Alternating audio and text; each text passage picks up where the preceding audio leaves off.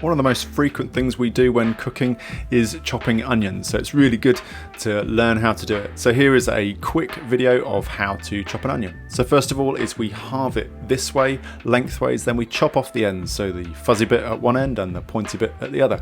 Then we peel all of the dry skin off the outside. As soon as we get down to the flesh, then we stop, but all the dry stuff comes off the outside.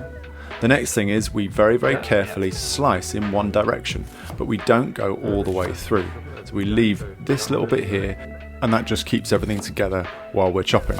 Once we've gone carefully all the way across the onion, we turn it through 90 degrees and we slice in the other direction.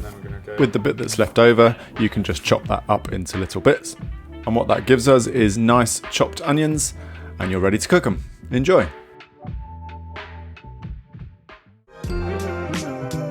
Don't forget there are plenty of tips like this throughout our book. All you need to do is find the tip that you want, get your phone, give it a scan, and that will take you right to where you need to go.